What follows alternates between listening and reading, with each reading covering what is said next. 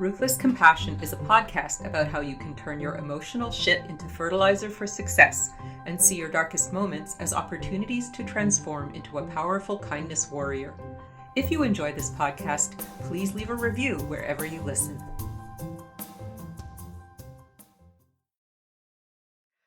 Welcome to the Ruthless Compassion podcast. Today we have Juan Ayala, who is an actor, journalist, and podcaster, and we're going to do something a little bit different today. We're going to do a TV show review, and we're going to review the show Sort of, which is a hit in Canada, and also it seems to be a bit of a hit in the United States where you come from, right? Yes. Yeah. Definitely very, very well received and critically praised here.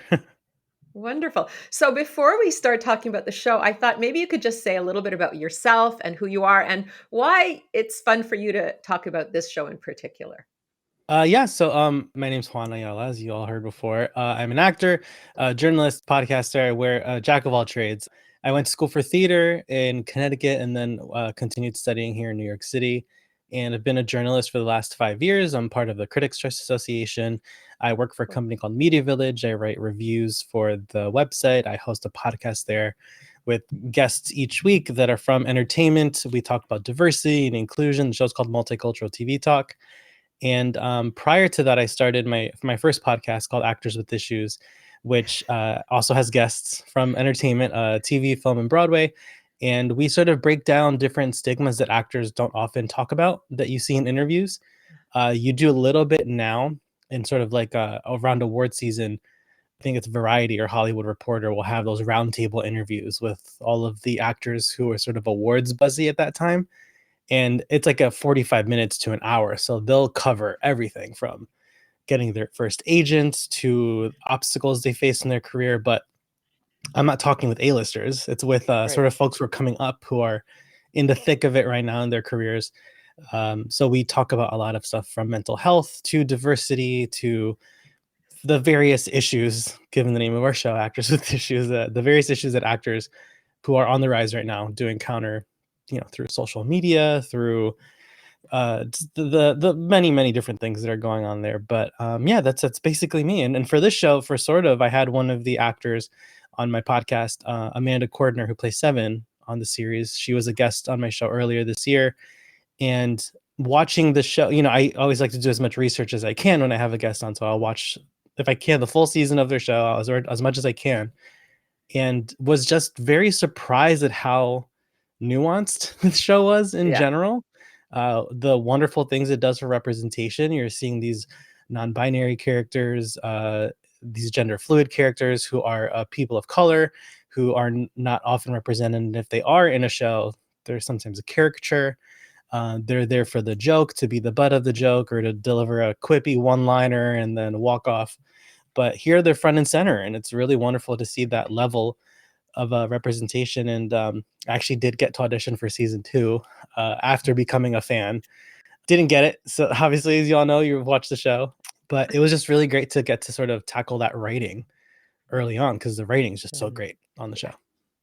Yeah, it's really a very special show. And when you were talking about how, non-binary characters, gender fluid characters, and people of color are not represented, I was thinking that a lot of the times what you see on TV is that they're the victim. They're the murdered body, right? Yeah. That's a terrible. The story revolves around them, but they're dead. Yeah, exactly. That's a terrible kind of representation. Exactly. Yeah. That's not the way you want to represent a community on TV or in the movies, right? So I thought we could start by you giving your review of the series and the first couple of shows of the second season, and then I'll jump in and I'll give my mental health related review, where I talk about what I think they get right and what I think they don't get right, if anything, in terms of mental health. Mm-hmm. So I hand it over to you. Yeah.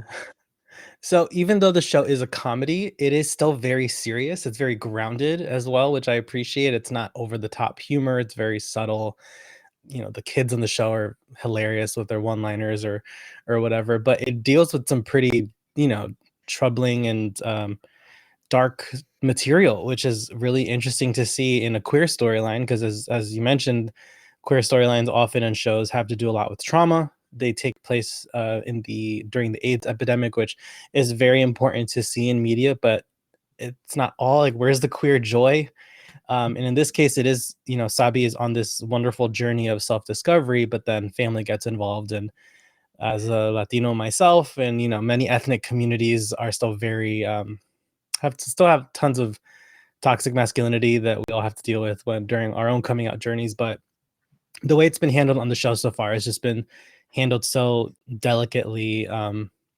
Bilal Sheikh, who plays Sabi, also is a co-creator of the show, and they handle their material incredibly well. They're writing for themselves and they do it wonderfully. That's not always the case, surprisingly. Watching shows, like, oh, they co-created the show, so why is it not great? Especially in comedy, lots of comedians will write a movie for themselves to star in, and it's not always the bestly executed. But in terms of this show, I just love how sensitive everything is. Everything is very personal, but still in that specificity, it's still very universal. We've all had troubles with family, with gender roles, told how we're supposed to act or dress, when it's like, says who? Society? Who are they? Because I'm part of society. So if I say different, it's valid, So I really do commend the show and everyone involved so much for being so delicate, but also being very vocal with what they're saying. They're saying it, and they're saying it loud and unfiltered, and it's really wonderful to see. Yeah, it's almost like you're watching just some friends of yours hanging out, living their lives. It doesn't feel like Yeah, it's TV. It feels so not false, yeah, like real life. And like you talk about it being nuanced and subtle, it really feels like we're just watching a slice of real life in Toronto with real people and real families. And even though it's funny, it's the kind of humor that you would expect in ordinary life, right? With cute mhm, kids making jokes or whatever, right? Like yeah, right, it just seems very natural. yeah. It reminds me of one of my other favorite comedies ever that also takes place in Toronto, is Kim's Convenience, which, Yeah. while very funny, also has very real issues between father and son, mom and daughter, partners, sexuality, identity, and it's very funny, but it's also, during those dramatic moments, it's very dramatic and very real. And yeah, I mean, CBC, bravo, because you guys are doing a lot of great stuff with comedies, making people cry every couple episodes. Like, this is a comedy. Why am I crying? Yeah. I mean, by the end of Schitt's Creek, everyone was weeping by the end of that show.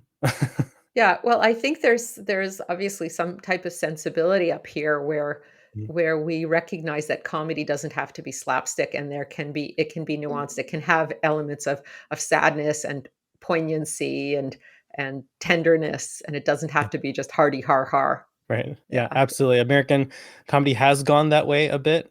We've sort of leaving behind the in front of a live studio audience type of sitcom that's very theatrical and over the top and slapsticky, as you said, and we're going more the way of subtle humor, nuanced humor, humor with a message that doesn't feel preachy. We're just telling a story. You take it at whatever value you want.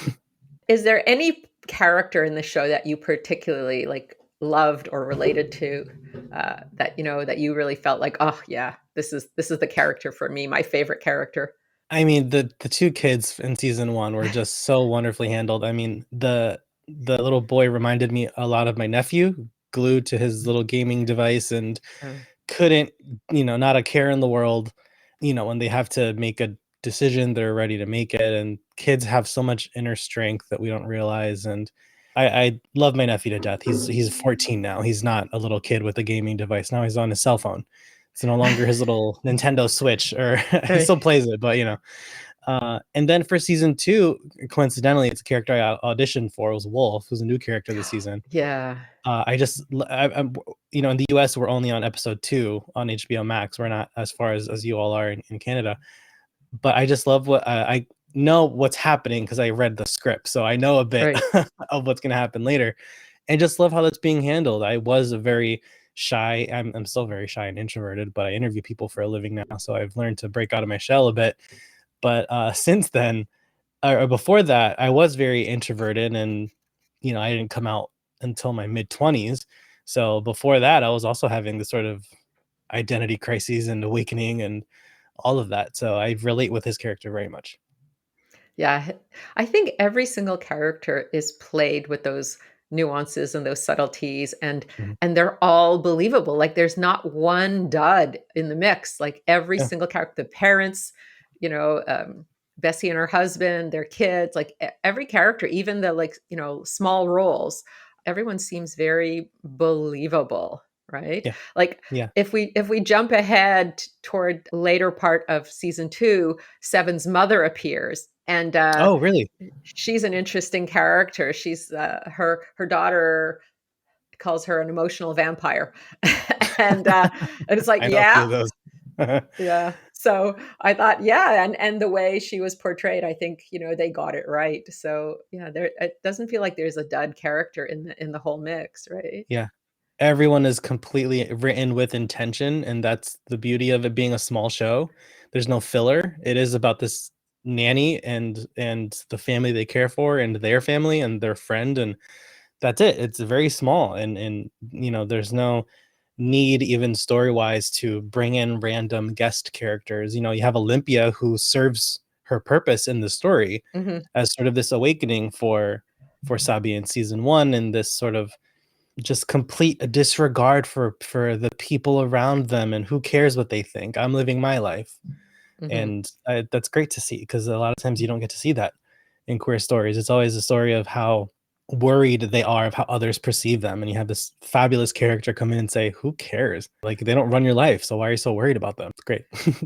I Yeah. wanted to kind of go through some of the characters. So, since you mentioned Olympia, I wanted to talk about her because, you know, for those of you who haven't seen up to episode 2 of season 2, close your ears right now. But for the rest of Spoiler you, alert. yeah, for the rest of you, what happens is that Subby gets high at a club waiting for Olympia, who's extremely late, to show up. And then Olympia shows up with a surprise husband that Sabi didn't realize was in the mix. And Yeah. then they get into an argument over some stuff, which I don't need to get into right now. But Sabi, because they're so high, says to Olympia, you know, you're so flaky. You're so flaky. You never get back to me. And this is the gentlest, you know, rebuke a person could give. And Sabi is so non-confrontational, and Yeah. you know, only because they're tripping out on ecstasy that their lips were loosened, right? Like they never would have said it if they weren't like completely stoned. And so, you know, their true feelings come out, right? They're annoyed, at least, or frustrated with Olympia's, you know, selfishness basically, and Mhm. unreliability. And they say, you're so flaky. And Olympia just says like, fine, you know, have a good life, and storms off. So for me as a psychiatrist, I see Olympia as a narcissist, you know, and the positive aspects of the narcissist are that they don't care about what anyone thinks. They can be fabulous because they have tremendous self-confidence, at least on a superficial level. Mhm. They don't worry about, you know, the consequences of their actions, which for Sabi is probably like a good thing. For Olympia, maybe it's a little to the excess. And, you know, I was thinking about the scene after Sabi and Olympia are in bed, and Olympia throws off the sheets and starts getting dressed. And Sabi says, do you have to go to work? And Olympia goes, no. And you realize that Olympia's just leaving because there's nothing interesting for her there. But as soon as Sabi is like looking at their fingernails and Olympia goes, "Oh, I could do those," then there's something for her to do that's interesting Mhm. to Olympia, so she stays. Right? So it's Yeah. very clear that Olympia is there for what works for her, and she's not there if it's not interesting or exciting or stimulating. And when confronted, she has what's called narcissistic rage. And she was confronted in the most gentle way you could confront a person. I mean, the way Subby did it, like I wish everybody would confront me that way, you know? Like that's the way I want to be confronted. But, Yeah. you know, Olympia had zero tolerance for even the gentlest of feedback, of negative feedback. And that's it. She's gone. She ghosted Subby. And yes, Subby understood Olympia's role in their life and said, you know, I learned something. So I'm going to say goodbye and thank you for the things that I got from, you know, being around you. But Olympia is gone. Like she's gone. So that to me is a very good portrayal of a narcissist. the positive and the negative aspects, and then that narcissistic rage when something happens that they don't like, and then they can cut you without a backward glance. So Yeah. that's the character of Olympia. Does that make sense to you as a layperson? Absolutely. Yeah. Olympia, just, I mean, you hit the nail on the head, really. It's just their entire reaction and just being told, you can't tell them. They're just the type Anything. of person that if they ask for your opinion, not to give your honest opinion, Ugh, especially if it's not in favor of what you think they want to hear, because they just want to hear what they want to hear, not yeah. your honesty. But yeah, completely agree. Yeah. All right. So then the other character I wanted to talk about is Paul, Bessie's husband, because Paul is a psychotherapist, and he is to me the archetype of what we call the wounded healer. The person who's helping others, but is so messed up. I don't want to say anything about you. I don't know you, but we just met. But this guy Paul is so typical of the wounded healer. They made several scenes of him binge eating, because if you missed it the first couple of times, you're going to get it the third time, right? Yeah. And the guy is, he's like compulsively stuffing his face with food. And this is a very typical thing that people do when they don't want to feel their feelings. So when he's not completely clueless about his feelings, he's stuffing them down forcibly, binge eating. And he seems to be completely clueless about what his kids need. And he kind of takes advantage of Subby, right? Pushes them away when he feels he needs to assert his dominance as a father, pulls them in when he feels like he's out of control and he has needs. And so it's very selfish and self-centered and clueless. So he's kind of this entitled white male character, this, entitled privileged white male, clueless about feelings character, and also this wounded healer who, very typically is completely incompetent in dealing with his own mess, his own marriage, his own family. Yeah. And so I think, again, that's 2 out of 2. They got that absolutely right. The character is totally true. His cluelessness, his come hither when I need you and get lost when I want to be the daddy. And poor Subby is just so non-confrontational and so, you Painfully, know, painfully so. painfully non-confrontational and painfully trying to please Bessie. And so we'll put up with any amount of crap from Paul in order to be there for Bessie and indirectly for Bessie through the kids who they also love. So it's poor Subby is just putting up with so much crap that another person would not put up with, Yeah. because they have another agenda, which is to be there for Bessie and the kids. And so Paul gets away with this nonsense, which so many of these entitled, clueless people do, thinking that they're getting away with it because the other person really wants to do it for them, when, like in Subby's case, they're doing it for a completely other set of reasons. Yeah. That also rings true to you? Yes. Yeah, absolutely. Paul's character, I mean, I raised my hand when he said wounded healer, because just I'm the youngest of two. Grew up a mama's boy, always ready to help and Yeah. listen when someone in the house needed to vent. I'm still like that. I take on more responsibility than I should, to be honest, in my day-to-day life, to be honest. Yeah. And, and put other people, prioritize them before I do my, like, it took me years to get into therapy. Should have way earlier than I did, and it would have helped a lot of heartbreak beforehand. But yeah, I just totally relate to Paul in that sense. Not so much that I'm entitled. I try very hard not to be And and check my insensitive. privilege. He's insensitive. Yeah, The things he but yeah, says that he gets away with. yeah, Whew. yeah. So Just yeah. treating Stubby as if they're disposable, and it's very, Yeah. very frustrating to see, because I feel like we all kind Yeah. of know someone like that. It's Yeah. just, I need your help when I say so, and when I don't need you, go Get away. It's like, lost. well, Yeah. come on. Like, But it's so true. It's so true to life. It's so well done. So mhm, he's kind of a pathetic character. You feel kind of sorry for him when you're not busy mhm. hating him, Yeah, right? So I think he was a very well realized, fully realized character who, you kind of like hating, but you also have a little tinge of pity for, because you see how, underneath all that arrogance, he's kind of a loser. So that's interesting, with the cool right? wife. Yeah. Yeah, like he's definitely, married someone who's out of his league, right? So it's Yeah. interesting that way. Mhm. So then I just wanted to touch on Seven briefly and the mom, Raffo. So I think Seven is an interesting character because you don't get to know that much about them and what's really going on inside. And I think in part it's Mhm. because Seven uses humor as a defense mechanism to kind of Yeah. stay not vulnerable, right? They laugh about everything. They're like, ha ha, like jocular and kind of, chummy and, cool with the kids and cool with the moms and dads. And it's all a way to be, not vulnerable. And only in season 2, when they're confronting their mother later on in the series, in the season, that you start to see some of their vulnerability, and Mhm. you start to see some of their true feelings come out. And it's like, okay, that's where you are, Seven. But I think that Seven is definitely hiding behind humor. And again, I think that the series got it right in terms of mental health, in terms of a typical defense mechanism that people use, which is called humor. And how humor is a wonderful thing, and it's very healing and it's very nurturing, but we can also use it as something to hide behind when we don't want to show our vulnerability. Now, the character has plenty of reason not to want to be vulnerable, being who they are in the world. But just in terms of the mental health portrayal, I think the series again got it right. So that's 3 out of 3.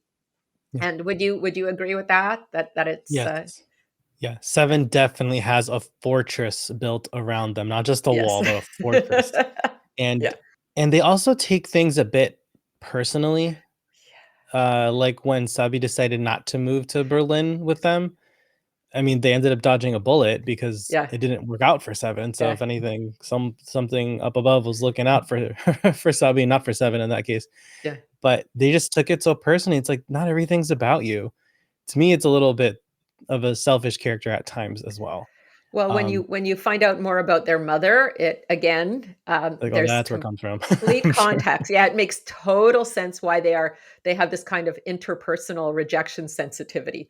Yeah. When you have a mother like Seven has, their sensitivity becomes very contextualized, and it's like, Mhm. okay, now I understand. And also the humor, the defensive humor, because the mother is so challenging that Mm. you could either become like really angry or you could become really funny. So you can see that Seven made the better choice, in terms Yeah. of how to deal with the childhood that they have. And then in terms of the mom, Raffo, and I think that her character is really interesting because she's a very traditional woman from a Muslim background, grew up in Pakistan, living in Canada, still one foot out in the old country, one foot in the new world, and married to a very traditional husband who, for the first season was not around, and then shows up in season 2, and then his role gets bigger as the season progresses. But you can really see her evolving, and the motivator for her evolution is her love for Sabi, for her Mhm. child. And again, that rings true. Yeah. So much of what I see in the media that they get wrong is how people evolve. Their motivations for evolving often ring very false. Their process of evolution is always way too quick, and they seem to have skipped some basic psychological steps. But in Rafo's case, and then later we'll see in the dad's case as well, in Imran's case, the evolution of the parents is very, again, nuanced, that word that you brought up, very gentle, again, a word you brought up, very gradual and very well paced. So Mhm. it's not this sudden, like, okay, now we love and accept our child and everything is great. No, it's the way you would expect parents from that background and that, time and place to do it, and in a way that's believable. So, kudos again to the writers, to Bilal Baig and Yeah. Fab Filippo and all the people, because they are doing this in a way that, yes, it doesn't ring false. And I think that's why, even though it's such a small show with such a focused story, it feels very universal, because I think the way they're portraying these psychological processes, these evolutions and these stumbles and these difficult people, are so realistic that they become universal, right? The more true they get, the more universal they get. Yeah. Completely. Rafa's probably one of my. It's hard to pick a favorite character, but I just love her progression Mhm. and the use of the wall that they torn down as sort of like an allegory for her progression. Like when the husband was when the husband first arrives, and it's like, what happened to the watch? She said, I told you, open concept. I'm like, oh my god, it's like she's literally opening up her Yeah. views on the gender spectrum, on identity, and all of that. And Right. in watching the recap, because you saw the new season, it says previously on Yeah. sort of it showed the bit where she says, so what are you, gender binary? She was like, she look, and then Sabi says, did you look that up online? She says, well, I have to research if I'm going to accept, or something like that along those lines. I'm Right. paraphrasing. But that's just, I feel like most parents would want to Google everything they can about their Yeah. child's coming out, or Yeah. new expression, or the way they want to now live their lives. Yeah. And I just love what they've done with the character. And I can't remember the actress name, but I love her as well. She's hilarious in Kim's Convenience. I think was a guest star on Schitt's Creek as well. She's all over Canadian TV, and she's delightful. Yeah. It's such a great, wonderfully grounded performance from her as well. Yeah. And I guess all the characters are believable, and so we Mhm. can relate to them because they feel like real people that we have met, or aspects of which we have met in our own lives, right? Mhm. So the last character, of course, that I want to talk about is the main character, Sabi, played by and written by Bilal Beg, the co-creator of the show. And I think, when you think of the title of the show, sort of, some people might think, oh, it's about their sort of gender identity. But I think sort of is really about the real issue with Sabi, which is their ambivalence, right? Mm. To me, they are a representative of ambivalence. They want desperately to be loved and approved of by their parents, and yet they also want desperately to be true to who they are, right? Mhm. They are super ambivalent about Bessie, who I think they are secretly in love with, and yet when Bessie was, when they were saying goodbye because they thought they were going to Berlin, and Bessie was saying, I'm going to miss you, Sabi. Sabi did not turn around and say, I'm going to miss you too, because of this ambivalence, right? And they are ambivalent about so many things. There's a scene where they're they've gone to their parents' house and they're wearing a beautiful dress and lots of jewelry and makeup, and the uncle and cousin are coming over, and mom says, you can't wear this, go upstairs and change. And they go, no, I'm not going to change. And then they go to the door, and one look is all it takes, and they go upstairs and they put on a sweatshirt and jeans, right? So they Yeah. want to be themselves, and then it takes very little, because they're so afraid of being disapproved of, right? So they have this Yeah. profound ambivalence. So that's, I think, the sort of the show. I don't think the sort of is really about the gender issues. I think the sort of is about, how hard it is for them to know what they want. Do they want to be a nanny? Do they want to go to Berlin? Do they want to have a career? Do they want to be in love with person A, B, or C? Like, they don't know what they want, right? And I think that's their sort of. Does that ring Yeah. true to you? Yes, it's a multi-layered title for sure. I think and it's with almost every character is sort of like one foot in, one foot out. They're like dipping their toes, but not Yeah. sure yet.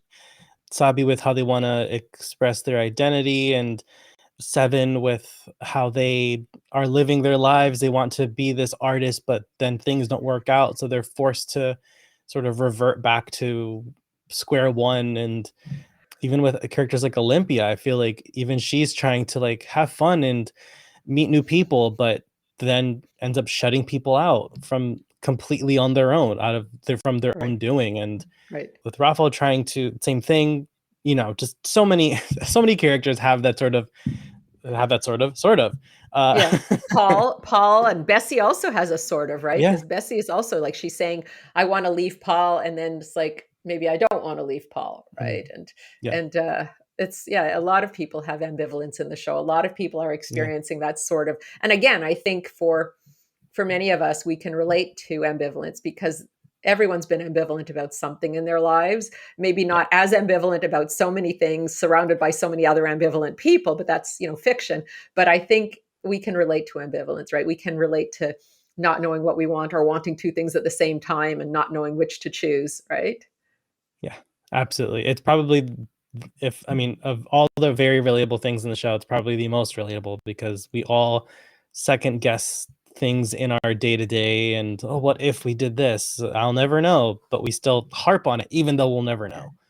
It's Right. that terrifying unknown that, Yeah. you know, keeps our days interesting. Oh yeah. I remember when, in season 1 where Seven is saying, come to Berlin with me, and Sabi is saying, I can't come to Berlin with you. And you can really see how torn they are, because on the one hand, they want to please Seven. And of course, they want to go to Berlin. And on the other hand, they want to be there for Bessie and the kids. So they're like, who am I going to take care of? My best friend or this person I might be in love with, right? Like, what do I do? What do I do? And there's the ambivalence, right? Which do I decide? So I think, again, the creators got it right. They got the ambivalence spot on, and it's so believable, and it's so, again, nuanced and subtle. And so it's not like this kind of slapstick ambivalence, it's much more authentic, I think. I think that's, again, why it's done so well. That the authenticity is just, pouring out of it. Yeah. And the other thing I think about Sabi's character is that, as we talked about, they are such a people pleaser, right? You mentioned in your own experience, I'm sure you can relate to that. So Sabi just wants to make everybody happy, right? They want to make their father happy, and their mother happy, and their sister happy, and their best friend happy, and Bessie and the kids happy, and the people that they're going out with happy, and everybody has to be happy. And what about Sabi? And I think at some point, was it their mother who was saying, like, is this really what you want to live, how you want to live your life? And I think what Mom was really saying is, are you thinking about what you want, or are you just running around making sure everyone around you is happy? I think in season 2, the episodes progress, you do see Sabi's character pursuing more of their own goals and their own interests and their own romance, which is lovely. So they're getting a little bit more definitive. But I think that they've had to really struggle with that people pleasing, and like going upstairs and changing the clothes, right, when the cousin and the uncle come along. So that people pleasing, I think, again, is very true to life, very much about, the kinds of things we do when we don't feel like we're lovable in and of ourselves. We don't feel like just who I am is enough, and I have to do something extra. I have to go that extra mile and tolerate that extra crap from others so that I'm acceptable in their eyes, right? And I'm sure that there's a layer of, the whole gender issue that makes it more complicated, when we are quote unquote different in some way from the people in our lives, and especially from the family of origin, we're going to have, maybe more insecurity, sense of, not being what they would approve of, and therefore that people pleasing would be more likely. So I think, again, in terms of the mental health perspective, that character feels right on in terms of their ambivalence and their people pleasing, and also in terms of their evolution, which I think is, really important. In fiction, you have to have a story arc. You have to have a character arc where there's a change, right? Where they're starting in one place and then they're going to another place. So it's nice to see them, even when they confronted Olympia inadvertently because they were on drugs, they still confronted somebody, which was amazing, right? And it was a start. So hopefully they can have more assertiveness as time goes on, and we can see more of their evolution as we get more episodes and maybe more seasons. So that's my take on the mental health. So I think that, all the characters, they got it right. I don't see any mistakes or omissions or problems with the mental health as portrayed on Sort of. I'm very impressed by the way that they have included that aspect in the rest of the show. Yeah, I think it has a lot to do with the fact that it's partly Bilal's own story and lived experience.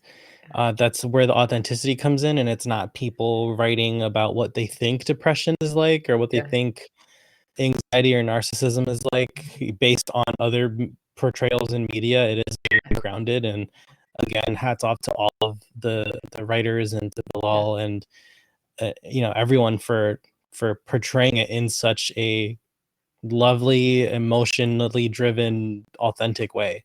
I hope more people watch the show. I mean, I won't name names, but most streaming services are horrible at marketing their shows. They just will have it in the rotating programs on their home screen, and that's about it. But you don't see commercials for Netflix shows on broadcast TV. You might see a YouTube ad, maybe, but otherwise it's hard for people. This show's definitely grown more popular because of word of mouth, because of people loving how it's been handled and recommending it to others. And I will continue to recommend it to other people because it's wonderful. And I think it's important for us to say that it's not a niche show, right? It's not just a show that people in the queer community would like, or people Right. in the Muslim community would like. That's a very limited perspective of what this show is about. I think it's a show that everyone would like, Mhm. right?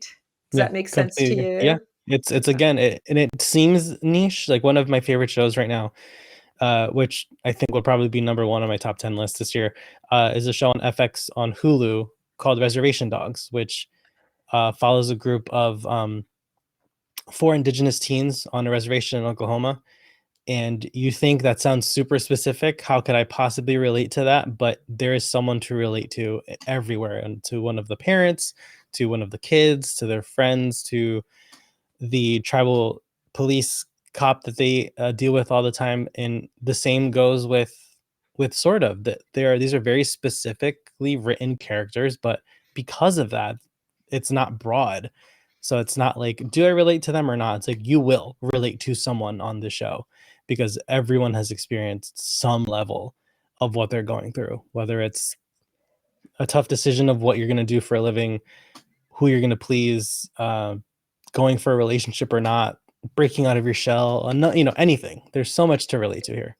Yeah, and the characters, like Bessie, as a Mhm. mom, having to recognize that her children are seeing her in different ways, and having to contend with that, and how to deal with her marriage. And I think for a lot of parents, that's a very um, relatable issue. And just for Paul as a dad, as a parent, that's also a relatable issue. When you feel like Mhm. you're just not handling the things, you're failing to keep all the balls in the air. So I think, yeah, there are a lot of different characters that I can relate to several characters in the story. And I think that's why it's so nice, because it's at different points in the story with different things happening, anybody can relate to a number of different characters with what they're going through. Just even saying a line like, "You're an emotional vampire" to the mother, it's like so many people can just relate to that one line, and not necessarily about a Yep. mother, but about any person that they've experienced who was that way, right? It's like, "Oh, I know a person like that. Yeah. I felt that way," right? That this person just, wants to suck all the energy out of the room, right? So Yeah. so I feel like people definitely heard that line and were like, "Oh, I'm using that. I'm gonna use that." What a great way to describe that person that gets on my nerves. Yeah, Yeah. so I think you're absolutely right. We should recommend it highly to everybody, both because it's a great piece of art, and from Mhm. my perspective, because unlike a lot of shows that we see on TV or in the movies, it actually gets the mental health aspect correct on every level. There's no problems, no mistakes. There's no failing grades in any way in this show. So I think for both the artistic merit and because they're portraying things in a realistic way, I think we're both giving it top ratings. Yeah. My one gripe with the show, not enough episodes. Longer season. Yeah. Streaming everything's 8 to 10, maybe 13 episodes Uh, these days. The days of a 22 episode season are long gone, but which is a well, bummer then because certain shows could use a longer run. But you need to watch Korean soap operas, because they have 16 episodes of an hour, and they're all written for 16 episodes. Whether they have enough material, I've watched several of them. They're really fun, but some of them there's enough material, and you have like the story arc goes right till the end, and then some of them you feel like, oh gosh, they're just trying to like write something to fill in for the last 5 episodes. So yeah, I mean, Hispanic telenovelas are like, yeah. they run Monday through Friday for 3 months. It's like, close to 100 episodes. And you're like, come on, it could have wrapped this up 2 weeks ago. But, Yeah. you know, Well, listen, Juan Ayala, it's really been a pleasure talking to you about something a little bit different from my end, and something obviously very familiar and comfortable for you to talk about. But I hope that for the listeners, this combo of mental health plus TV show review was a little different and a little fun. And if people are looking to find you and what you're doing, where can they find you? Yes, firstly, thank you so much for having me. This is an absolute pleasure chatting about a show that I absolutely love. And yeah, folks can find my podcast, Actors with Issues, on YouTube. Just search Actors with Issues. You'll find a couple interviews there. We have new episodes every Monday and bonus episodes sometimes throughout the week, depending on how many guests we have, time sensitive premieres and all of that. You can follow us on Instagram at Actors with Issues. You can follow me at Instagram at Juan Ayala Official. Twitter at Juan Ayala, like iPhone, Juan Ayala. Uh, and um, and yeah, hopefully I'll be on someone's TV screen soon. But until then, you can catch me on YouTube, Spotify, Apple Podcasts, wherever you get your podcasts. Well, thanks again for coming on the show. This was really lots of fun. Thank you so much. This is Dr. Marcia Sirota. Thank you for listening. Please leave a review and your comments wherever you listen to podcasts. And don't forget to sign up for my free newsletter at marciasirotamd.com, where you'll learn about upcoming online events as well. Also, we love getting referrals from our listeners about future podcast guests, so please email us at info@marciasirotamd.com.